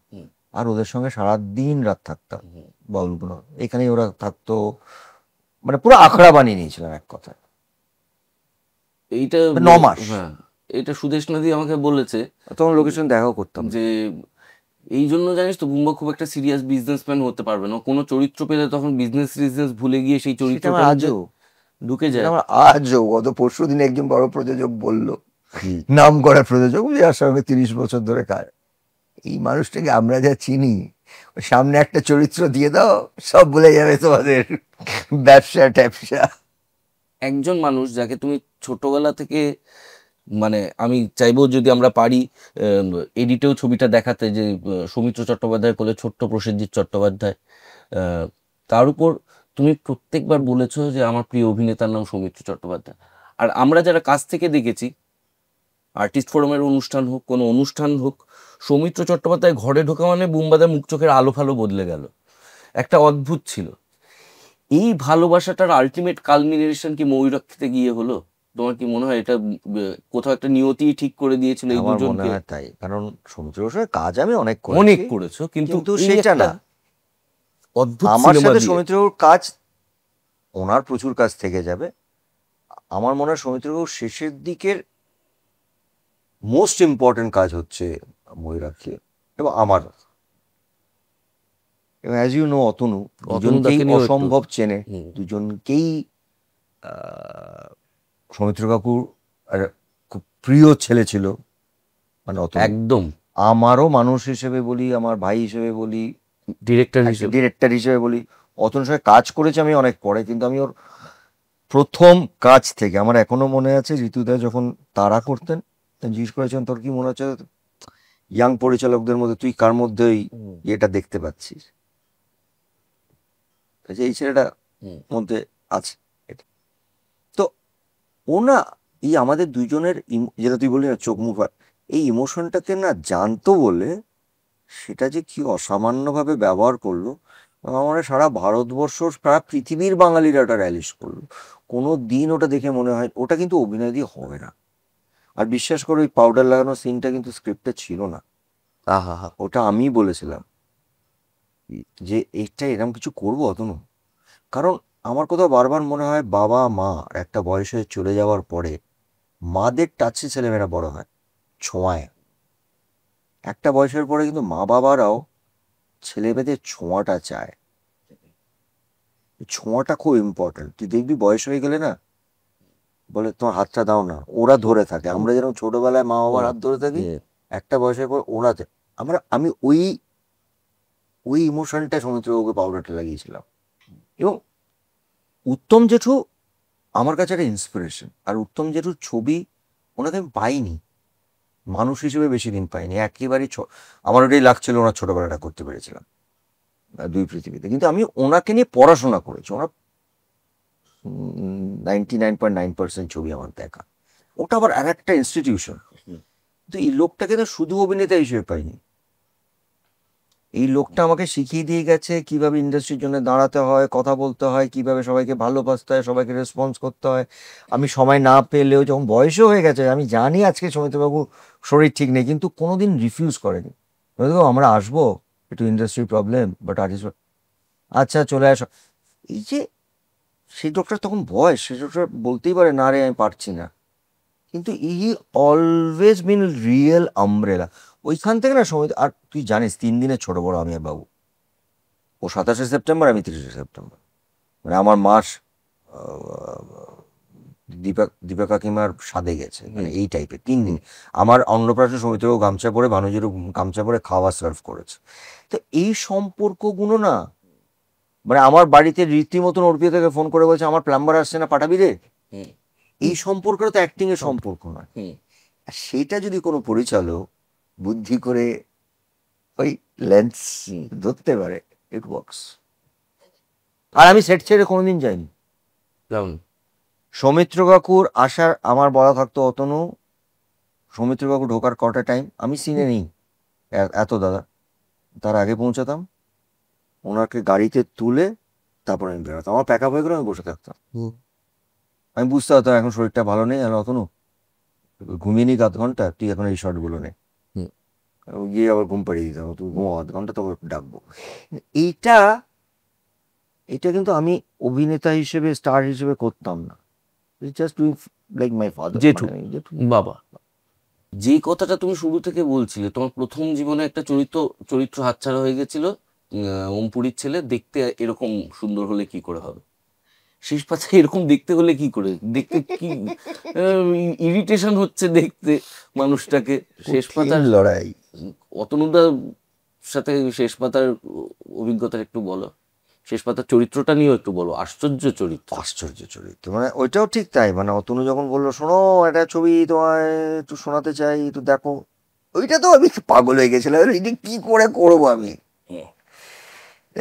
দেখতে শুনতেটার জন্য তো নয়, ঠিক আছে চলো আমি স্ট্রাগল করবো, আমি জানি আমি কতটা স্ট্রাগল করতে পারি, মানে আমি কতটা গিভ আপ করতে পারি এটা চরিত্রের জন্য, কিন্তু যে করবো কি করে, খুব কঠিন। এখানেও সৌমিত্র কাকুর, আমি তো ছবিটা প্রথমে বলে দিয়েছিলাম, আমি ওই লোকটার 50টা কাজ আবৃত্তি, ওনার মোটামুটি ভোকাল বলি এরম এরম ভাবে নিয়েছি শুধু 3 মাস 4 মাস ধরে, এটা ছাড়া পারতাম না, কারণ এটা কপি করা নয়, ওই ওই পৃথিবীটাতে ঢোকা, পৃথিবীতে ঢুকতে আমার কাছে আর কোনো রেফারেন্স ছিল না।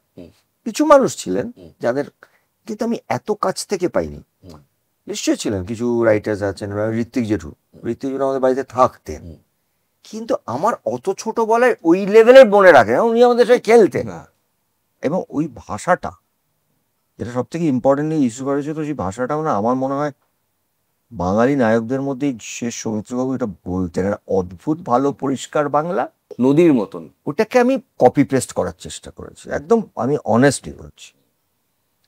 হ্যাঁ, তার সঙ্গে অতনুর মতন একজন পরিচালক, যেমন এই ধরনের চরিত্র করি, যে পরিচালকের ওপর আমার এই বিশ্বাসটা থাকে, সে সৃজিত কিছুটা আমি ছেড়ে দিই, কারণ এই চরিত্রটা না আমি যদি পরিচালকের পুরোটা ছেড়ে দিই, মানে পরিচালকের সঙ্গে আমি যদি পুরোটাই একদম মিলেমিশে একাকার না হতে পারি, তাহলে এই চরিত্রটা করতে পারবো না। আর এটাও ঠিক, ওই আবার শেষ পাতাটা কিন্তু আমি কখনোই, এটার কত কালেকশন হবে, কত ব্যবসা হবে, কত, কিন্তু শেষ পাতা 50 বছর পরেও থাকবে, কিন্তু ওটা কঠিন লড়াই ছিল, এবং তখন আমরা শুটিং করতাম পুরো প্যান্ডেমিকের মধ্যে, ওটাও ওয়ার্ক করেছে। মানে চরিত্রটা মজা হচ্ছে যে কখনো বাঁচতে চায়, কখনো মরতে চায়, কন্টিনিউয়াস এরকম গ্রাফ, সেটাও ওয়ার্ক করেছে ছবিটাতে, কারণ আমরা সেই ঠিক প্যান্ডেমিকটা জাস্ট কাটিয়ে উঠেছি, তখন আমরা কেউ মানে শটের মধ্যেই জাস্ট মাছটা খুলতাম, মাছ পড়ে আছে, এরকম সময় ছবিটা হয়েছে।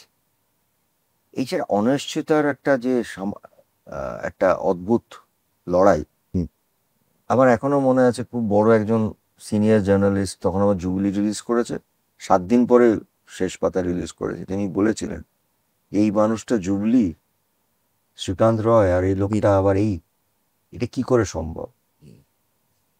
বাট হ্যাঁ, মানে ঠাকুরকে ডাক যেন আরো এরকম কয়েকটা কাজ করে যেতে পারি, আরো অনেক অনেক আমরা অপেক্ষায় আছি। এই ধরনের কাজ পাওয়া যায় না। আমি ব্লেসড, সত্যি ব্লেসড, যে আমি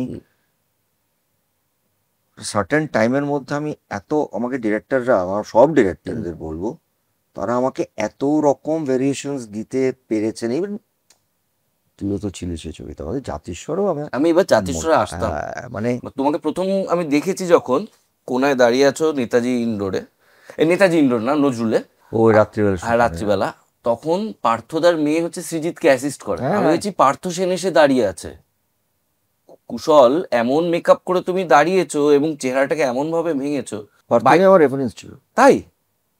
আচ্ছা, চুল কাটাটা পুরো ন্যাড়া, ওই চুল কমানোটা পুরো পার্থদারই রেফারেন্স একদম। দেখো 22শে শ্রাবণে তোমার ডায়লগ প্রবীরের এমন আছে যে ইটসেলফ খুব ইন্টারেস্টিং, কিন্তু জাতিস্বরের ওই পৃথিবীটাতে যাওয়া এবং আবিষ্কার করা, ওটাও কি হোমওয়ার্কটা কি ছিল? প্রবীর যতবার প্রবীর পর্দায় আসবে লোকে সিটি পছন্দ পড়বে, করবে। পড়বেই। ওটা সৃজিতের সৃষ্টি, হ্যাঁ আর আমার ওই সোয়াগ, হ্যাঁ আর ওটা মেনে নেওয়া। সব থেকে বড় চ্যালেঞ্জ ছিল যখন আমরা 22-এ সৃজিতের সামনে স্ক্রিপ্ট শুনেছিলাম, আমরা ইকিরে এই ধরনের সংলাপ বাংলা ছবিতে, তারপর আমি আমার ইমেজের সঙ্গে যাই না। মিঠুন তো তাও এরকম কথাবার্তা বলেন, হুম ভালোবেসেও বলেন, হুম কিন্তু আমার তো এরকম ভাষা নয়।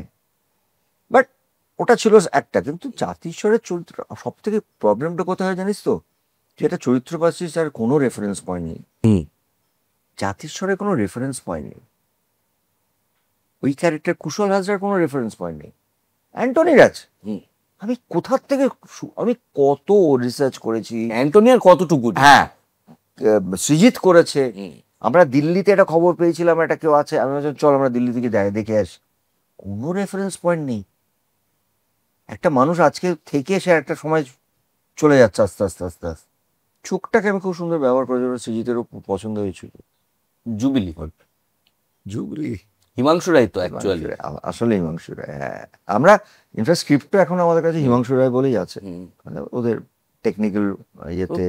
মানে আমি হিস্ট্রি জানি যে ওই হ্যাঁ, আফগানি মুম্বাই। ছেলেটাকে সরিয়ে দেওয়া হয়েছিল এই জন্য অশোক কুমারের উত্থান।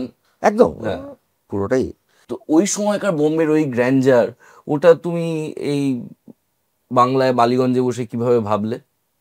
গুরুদত্ত। আচ্ছা, রেফারেন্স পয়েন্ট চুলের উল্টো চুলের নোটা। রেফারেন্স না, আমি বিশাল ফ্যান। হুম।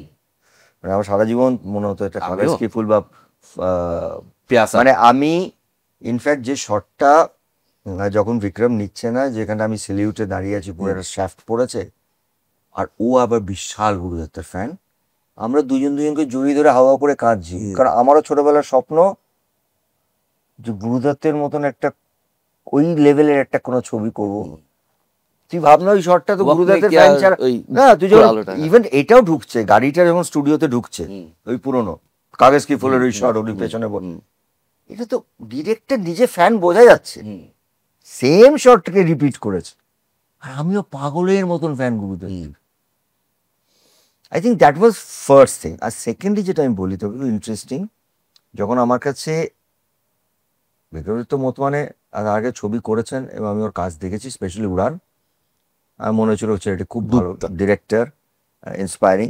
ও গ্র্যান্ডে ও টিম নিয়ে এসে আমার সঙ্গে অ্যাপয়েন্টমেন্ট ফিক্স করে দেখা করতে এলো।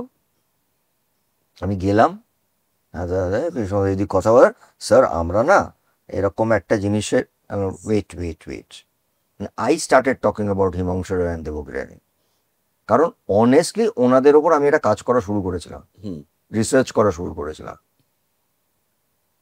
আমি যখন বলতে শুরু করেছি, বলি ইউ তো no much better than me, আচ্ছা না, আমি এটার উপর কাজ করা শুরু করেছি। যে কারণে আমার কোথাও মনে হয় যখন আমি ওইটাকে রিপ্রেজেন্ট করেছি না, আবার কেন বলছি বালিগঞ্জ, হাতে ছড়িটা তো ধরিয়ে দিয়েছিলেন ঘোষবাবু, তো ওই শিক্ষাটা যাবে কোথায়? ওই একদম। ওই আমি আবার বলি না, একটা শিক্ষাকে আর একটা জায়গায় ঠিক মতন প্রয়োগ করা, এই ছড়ি ওই ওই ওই সময়টা তো আমার তার আগে চোখের বালি করা। আমার কাছে জুবলি, হিমাংশু রায়, আর একটা চরিত্র, যে চরিত্রটা আবার বলছি, সোয়াগ। সোয়াগ তো বটে। আমি জিজ্ঞেস করি তুমি কি চাও, বলে I just want Al Pacino Godfather, and I know you will do it sir. আর একটা কথা ও সব ইন্টারভিউতে বলেছিল যে আমার এই সিরিজটায় একটাই লোক, যার আমি যখন লিখতে শুরু করেছিলাম এই লোকটাকে মাথায় রেখে লিখেছিলাম, আমি যখন এই ক্যারেক্টারটা লিখেছিলাম এটা দাদা। ওরা সব ইন্টারভিউতে বলে। এই যে 3 দশক চলে গেল, এর মধ্যে কতবার তুমি শুনেছো প্রসেনজিতের দিন শেষ? ওই ইলেকশনের সময় যেরকম হয়, লোকে আগে দিয়ে দেয় কিন্তু ফাইনাল ভোটটা তো দর্শক দেয়। ও অনেকবার, প্রত্যেক নতুন কেউ এলেই, নতুন কেউ এলে বলবো না, প্রত্যেক 7-8 বছর আগে। আর সত্যি তো ক্লান্ত হয়ে যাওয়ারও কথা, একটা লোকের ছটা ছবি চলছে হলে, মানুষ ক্লান্ত কেন হননি আমি জানি না, ক্লান্ত হয়ে যাওয়ারই কথা। কৌশিকদাকে নিয়ে একটাও কথা হলো না। কৌশিকদার সাথে তোমার এত সুন্দর সুন্দর কয়েকটা কাজ হলো, আরে জ্যেষ্ঠ পুত্র হলো। কৌশিক গাঙ্গুলির কাছে কাজ ছিনিয়েছি। তিনি আমাকে অভিনেতা ভাবতেন না। একটা ফিল্মফেয়ার অ্যাওয়ার্ডে তিনি বেস্ট ডিরেক্টর পাচ্ছেন, আমি ওর অভিনেতা হিসেবে ঈর্ষা করি ওকে। কিন্তু একটা জায়গায় ফিল্মফেয়ার ও বেস্ট পাচ্ছেন, ডিরেক্টর পেয়েছেন, আর আমি বেস্ট অ্যাক্টর পেয়েছি। স্টেজে দাঁড়িয়ে বললাম দেখুন আমি অ্যাওয়ার্ডটা পেয়েছি, আমি খুব খুশি হয়েছি, কিন্তু এই সামনের পরিচালক আমাকে নেন না, কাস্টিং করেন না, ভাবেন যে আমি অভিনয় করতে জানি না, তারপর 3টে ছবি ব্যাক টু ব্যাক। মানে আমি বলছি আজকের প্রজন্মের আরেকজন, দেখো এই একটা কথা আমি বারবার বলছি, আমরা যে ধরনেরই ছবি করি, যেভাবেই ছবি করি, যে যত টাকারই ব্যবসা হোক, আমার মনে হয় ইন্ডাস্ট্রিতে না কিছু কিছু পরিচালক আমাদের মানে ধারা যেটাকে বলি, সেই বাংলা ছবির পরিচালকের যে ধারা, তার একজন অন্যতম হচ্ছে কৌশিক, যিনি গল্প বলতে জানেন, যিনি মধ্যবিত্ত বাঙালির ইমোশনটা বোঝেন।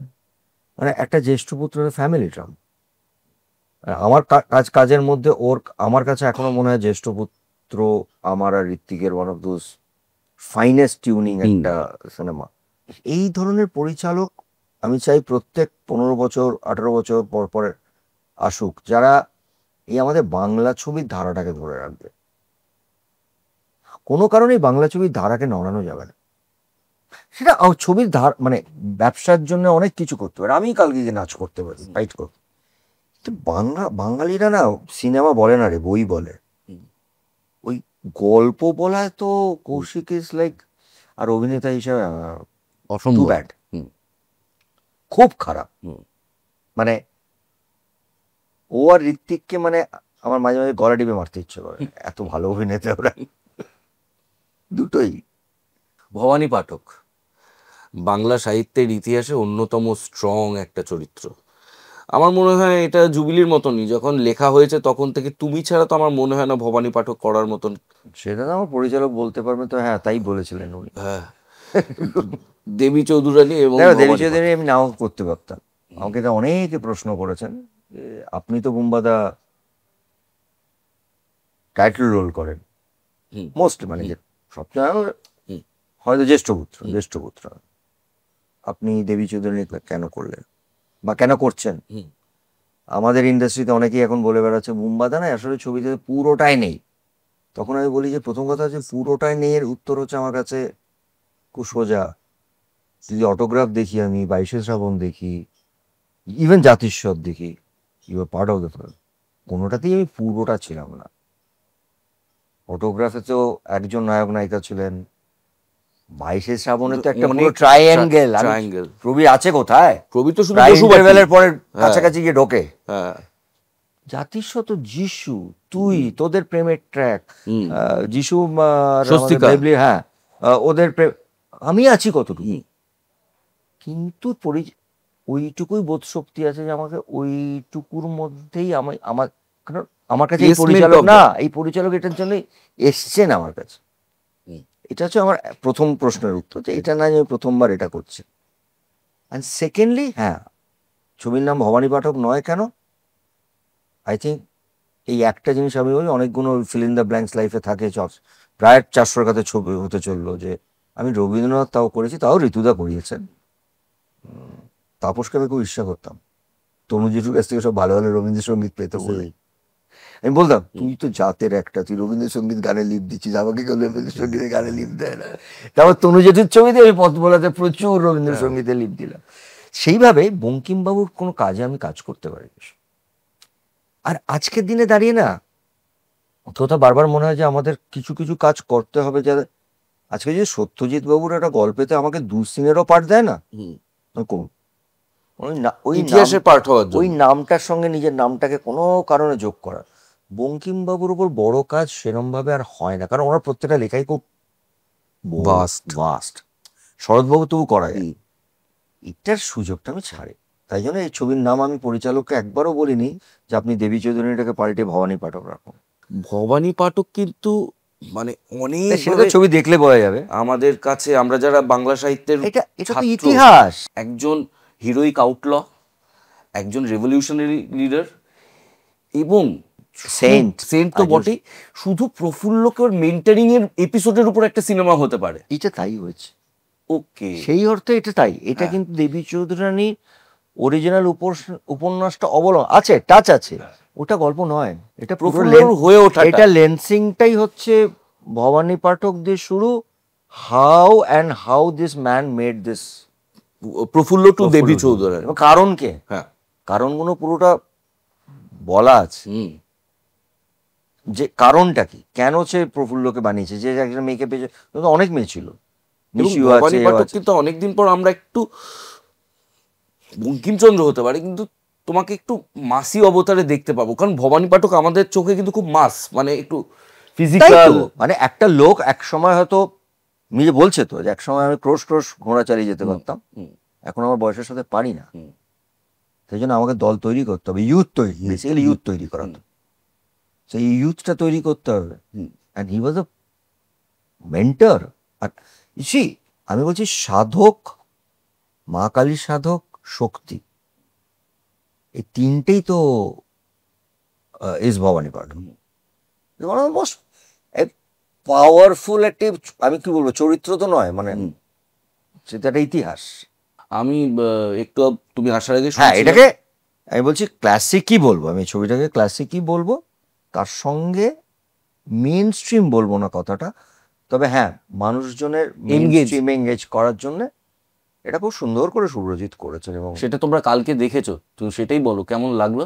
আমার সব থেকে ভালো লেগেছে, প্রচন্ড হাততালি পড়ছিল, বিশেষ করে যখন মেয়েরা মেয়েদের মানে মেয়েরা মারছে। আচ্ছা, that is what is the film all about. দেখো আজকে মারা, প্রত্যেক মারা বাড়িতে, সংসারে, বা বাড়ির মহিলারা, তারাও তো লড়াই করছে, এইটা মহিলাদের লড়াইয়ের গল্প। তুমি শুভ্রজিতের সাথে যে কাজ করলে, শুভ্রজিৎ তো রিসেন্টলি ন্যাশনাল অ্যাওয়ার্ডও পেয়েছে আগের ছবিটাতে, এত বছর ধরে এত ডিরেক্টরের সাথে কাজ করছো, শুভ্রজিতের সাথে যখন কাজ করলে ওকে আবার নতুন করে কি আবিষ্কার করলে? দেখো আমি শুভ্রজিতের আগে কাজ দেখেছি, আমার ভালো লেগেছে খুব। অনেস্ট কথাটা হচ্ছে যে কালকে যখন এই ছবিটা সবাই মিলে বসে দেখলেন, সকালবেলা আমার পরিচালক আমাকে ফোন করে বলল, বলে আমি এখন অবধি যা যা ছবি বানিয়েছি সেটা একটা অন্য দর্শকের জন্য, এবং অন্য দর্শকরাই দেখেছেন। এই ছবিতে কালকে যে দর্শকরা ছিলেন, আমি না এই এই জায়গায় এরকম রিয়াকশন কোনোদিন শুনিনি কানে। তখন এইটা আমি বহুদিন আগে ওকে বলেছিলাম, যে ও যখন কাজ করছিল, যে দেখ এইটা খুব দরকার, সাউথেও হচ্ছে, যে তোমরা শিক্ষিত পরিচালক যারা, তারা যদি তাদের শিক্ষার মাধ্যম দিয়েও একটা মেন স্ট্রিম ছবি করো, সে ছবিটার না একটা টোটালিটি তৈরি হয়, নতুন ভাষা মানে তৈরি হয়। রাজমৌলি নট আ, অশিক্ষিত লোক, আরে বাবা, বিশাল বড় লেখক, মহাশয়, বিশাল বড় লেখক। তো একজন, কিন্তু সেই মানুষটা যখন করছে, তুই দেখবি ওর ছবির মধ্যে রামায়ণ আছে, মহাভারত রেফারেন্স আছে, আছে। কারণ পড়াশোনাটা আছে ওই লেভেলে। আমি বারবার বলি না, মেন স্ট্রিমে যদি আছে মণিরত্নম স্যার, তো মেন স্ট্রিম ছবি করেন এরা। আমাদের এরম, আমার ওকে ওর সঙ্গে কাজ করা আমার প্রথম কথা মনে হচ্ছে, তোমাদের উচিত মেন স্ট্রিম মানেই আমরা একটা নাম নিয়ে নিই, ওটা না, আমাদের ক্লাসিককে নিয়ে মেন স্ট্রিম করো। He is very capable doing that. আর ওর লেখাটা খুব ভালো, মানে চিত্রনাট্য খুব ভালো, সংলাপ খুব ভালো। আজ পর্যন্ত তোমাকে খুব একটা কখনো কোথাও লেট হতে দেখা যায়নি। আজকে আমরা মিনিট 15 বসলাম এবং সেটা জানতে পারলাম তুমি জয়দার বাড়ি থেকে আসছো, জয় ব্যানার্জির বাড়ি থেকে তার মায়ের সাথে দেখা করে আসছো। অনেকদিন কাজ করার তো কিছু দুঃখও থাকে, তাপসদা নেই, জয় ব্যানার্জি চলে গেছেন, ওই আরো দুজনে নিয়ে কথাই হচ্ছে তো। মহুয়াদিকে নিয়ে, মহুয়া রায়চৌধুরীকে নিয়ে এত বড় কথা হচ্ছিল, তোমার লাইফে এত ইম্পর্টেন্ট। তোমার দেখা স্টুডিওর চেহারাটা বদলে গেছে, সেই খোপ খোপ ঘরে যার সামনে পোস্টার গুলো রাখা থাকতো, হোর্ডিং রাখা থাকতো, ইটের দেয়ালই নেই। তো এই চেঞ্জড সিনারিও এবং কিছু বন্ধু মিস হয়, কেমন লাগে এখন সেটা? এগুলো অবিশ্বাস্য, এবং আমি করে বিলিভও করতে চাই না। মানে জয়, তাপস, মিঠু, সঙ্গে ঋতু আছে, ঋতু চলে যাওয়াটাকে এক্সপেক্ট করেছিলাম না, বয়সটা। আর আজকে তো ঋতুকে দরকার ছিল। সবাইকে বলে বেড়াই, সারা পৃথিবীকে বলি, যে তোমরা প্যান ইন্ডিয়া গল্প করছো। একটা লোক কলকাতায় বসে চোখের বালি বানিয়েছিল, সেটা বাংলা ছবি, আর একটা মণিরত্নম বানিয়েছিলেন রোজা, সেটা একটা সাউথের ছবি। সেটা তখনকার দিনে দুটো ছবি প্যান ইন্ডিয়া হয়েছে। আজকে তোমরা প্যান ইন্ডিয়ার নাম বলছো, দুটো কিন্তু দুটো ভাষার ছবি একদম। দেখো সত্যি কথা বলছি, যে আমাদের না সেই সময়টা, প্রথমত মেকআপ ভ্যান তো ছেড়েই দাও, মেকআপ রুমও আলাদা হতো না বাবু। সব আমরা একটা হিরো, ওই বড় 81-এর ওই বড় মেকআপ বড় রুমটা, ঘরে, সেখানে সৌমিত্রবাবু বসছেন, নন্দিতবাবু বসছেন, আমরাও বসছি, আমরা হিরোরাও বসছি। এবং ওই বড়রা যখন একটু বড়দের কথা বলতেন, মানে আমরা তখন কিন্তু জুবলি হিরো, আমাদের দিকে তাকে বলছে, শোন তোরা একটু বাইরে যাবি, এই কথাটা বলা যাবে? তখন আমরা জুবিলি হিরো, আমি বা তাপস বা মিঠু বা জয়, আমি যাদের আমাদের সময়কার না, এই শোন বাবা তোমরা ছোট, একটু বাইরে যাও। আর আমরা গুটি গুটি বাইরে গিয়ে কফি খেতাম। আমরা মেকআপ রুমে নেই, বড়রা কথা বলছে, মানে ওই কথাগুলো আমাদের সামনে বলবে না। মানে আমার এখনো মনে আছে, এই গল্পটা আমি সবসময় বলি কারণ এটার মোস্ট ইন্টারেস্টিং গল্প। আর আমরা তো কি হয়েছে বলতো, আমরা 20 বছর, সবাই ওই অ্যাভারেজ 20-22 বছর, এই সময়টা তো আমরা সকাল 9টার থেকে রাত 11টা 12টা অব্দি টালিগঞ্জেই থাকতাম। ওটাই আমাদের ক্লাব ছিল, ওটাই আমাদের আড্ডাখানা ছিল, ওটাই আমাদের দুষ্টুমি করার জায়গা ছিল, বদমাইশি করার জায়গা ছিল। আমাদের দেখলেই হিরো হিরোইন গুলোকে, চুমকি একটা বিশাল বদমাইশ ছিল, আমাদের দেখলে না মানুষজন ভয় পেত। মানে আমরা শক্তি টেরার, ঠাকুরের গল্প তো আমরা সব জুনিয়ররা, মানে আমরা টেরার ছিলাম। কিন্তু আমাদের না ওইটা ছাড়া কোনো রিক্রিয়েশন নেই। কারণ সকাল 9টা 8টায় স্টুডিও ঢুকতে হবে, রাত্রি 11টা 12টার আগে বাড়ি ঢুকতে পারবো না। আমাদের জীবনের রিক্রিয়েশনটা ওটাই, এই ওর পেছনে লাগছে। এবং আমাদের না পুরোটাই কে কার ফ্লোরে শুটিং করছে ইম্পর্টেন্ট নয়, কারণ আলাদা আলাদা ফ্লোর হলো, বসছি কিন্তু সব আমরা এক জায়গায়। তনুজির আমাকে আবার দায়িত্ব দিচ্ছ, শোনো তাপসকে আমি পরের ছবিতে কাস্টিং করব, তুমি দেখবি যে ও যাতে রোগা হয়, সেই সম্পর্কগুলো ভাব। আর আমার দায়িত্ব হচ্ছে তাপস যে ফ্লোরে আছে, যে মেকআপ রুমে আছে, গিয়ে দেখা যায় ও ভাত না খায়, নাহলে তনুজির ওকে কাস্ট করবে না। এই সম্পর্ক কষ্ট লাগছে একটু শুনে গলার কাছটায়। হয়েছে, সিরিয়াসলি হয়েছে। মানে আজকে আমি মাসিমার বয়স হয় জয়ের সঙ্গে আমার অনেক দিন সেইভাবে দেখা হয়নি। কদিন আগে ওর মানে মাস 2-1 আগে, এই খাকি আমার রিলিজের সময় ওর বাড়িতে ওর শালির বা ওর স্ত্রীর বোনের কারোর একটা বিয়ে ছিল, ক্লোজ কারোর। ওর বোনকে তো চিন্তা, ওর বাইরে থাকে। তখন আমার আসতে পারে, আমি তো এও বলেছি যদি আমি বম্বে থেকে আসি, আমি তোর বাড়ি গিয়ে যে চেঞ্জ করে চলে যাব। দেখো আমাদের হয়তো না রোজকার রোজ দেখা হয় না, তুমি যদি আমার ফোন খোলো আর রোজ সকালে বউটানের সাথে আমার একটা চ্যাট হয় আজও। আমাদের অনেকেই আছে যারা যারা পুরনো, যারা সঙ্গে হয়তো দেখা হচ্ছে না, কিন্তু একটা কানেকশন আছে। আর তুই জানিস আমার মার কাজ করেছিল তাপস, মানে আমি যখন কাজ করেছিলাম তখন আমি মাকুদির সঙ্গে, তাপস বলেছিল আমি তো বড় ছেলে, আমি বসবো রে। তো তাহলে কি সম্পর্কের কথা বলছিস, কি রেশারেশি। এই মিঠুকে নিয়ে এত কথা হয়, আমি মিঠু বিয়ে দিয়েছি দাঁড়িয়ে থেকে রে ভাই। ঠিক আছে লোকে বলছে বলে, আমি বলছি না যে ভালো মন্দ, কিন্তু আমরা তো এক থালায় খেয়েছি, প্র্যাকটিক্যালি এক থালায় খেয়েছি। তখন কিন্তু যে যার মতন স্টার, যে যার মতন এস্টাবলিশড, এক থালায় খেলত। মিঠু জামা কাপড় রাখা থাকতো আমার বাড়িতে, তো অনেক দূরে থাকতো বলে। ঘুমোদা আমার যখন ছেলে হলো, সহজ হলো, আনন্দবাজার পোর্টাল খবর করলো রাহুল ও প্রিয়াঙ্কার ছেলে হয়েছে। তাতে ফার্স্ট একটা কমেন্ট এলো, সিনেমা তো হিট করছে না, এইভাবে যদি একটু নাম করে। তোমাদের সময় তাও একটা আড়াল ছিল যে দর্শক এবং যিনি কাজ করছেন একদম একটা। তাই। এই যে স্মার্টফোনের সঙ্গে স্মার্টনেসের তো কোনো সম্পর্ক নেই, একটু টাকা থাকলেই কেনা যায় বা ইএমআই তেও কেনা যায়। তো আজকে এই পরিবর্তিত ফ্যান বা ট্রোল, যারা যে কোনো কথায়, মানে আমার ছেলে হয়েছে তাতেই কথাটা বলে দিল যে একটা হিরোইন নাকি 1 বছর ধরে প্রেগনেন্ট হয়ে নিজের শরীর নষ্ট করে একটা বাচ্চা দিয়ে পপুলার হবে। তো এদেরকে কি করে কাউন্টার করে এই বয়সে এসে? আমরাই পারি না, আমরা তো শুরু থেকে পেয়েছি এগুলো। তা আমি জানি না কাউন্টার করা বা কাউন্টার করা মানে রাত্রে তো ই একা আছে। ঘুমোতে যেতে হয় না? হ্যাঁ মানে দেখো কষ্ট তো দেয়, আমাদের কষ্ট, আমার কষ্টটা কোথায় আমি খুব, আমি ইন্ডিভিজুয়াল লেভেলে বলছি। উত্তর তো আমি দেবো না, প্রশ্ন আমি কাউকে আমি কোনোদিনই দিইনি। আহ, কারণ আমি মনে করি, এটা মনে করি না, আমি বিশ্বাস করি এবং আমি সেটাই, আমার প্রতিটি দর্শক যারা সত্যি আমায় ভালোবাসে, হুম। কথাটা সত্যি, হুম। এবং সেরকম 1-1.5-2 লাখ লোক তো হবে যারা জেনুইনলি আমায় কোটি। ভালোবাসে। আমি আমি তো কম করে বলছি। তারাদের কাছে না আমার প্রায় সবটা বলা, আমার এমন কিছু নেই ছোটবেলার থেকে যেটা আমি তাদেরকে বলিনি, কমিউনিকেট করিনি।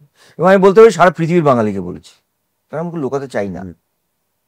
হ্যাঁ হয়তো আমি বাড়িতে তোর কফি খাচ্ছি না চা খাচ্ছি এটা বলছি না, কিন্তু আমার জীবনটা খুব খোলা খাতার মতন। আমার কষ্টটা কোথায় লাগে সেটা আমাকে বলে না, আমার সঙ্গে তো তোর কথা নেই, এটা মা তো, সে একটা হিরোইন হতে পারে, সেটা মা।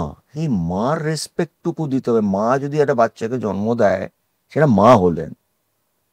এই সেরমভাবেই যদি কোনো মানুষকে আমি চিনি, যাকে আমরা 15 বছর, 20 বছর, 25 বছর, 30 বছর ধরে দেখছি, তাকে চেনাটার একটা অন্য মানে করে দেওয়া, এই এই জায়গাটাতে আমার আপত্তি। মানে আমি তোর সাথে কথা বলতে বলতে বলতে বলতে একটা কথা তুই বললি, যা আমি যদি তোকে চিনি তাহলে আমি জিজ্ঞেস করবো যে ভাই তুই এটা এটা বলছিস।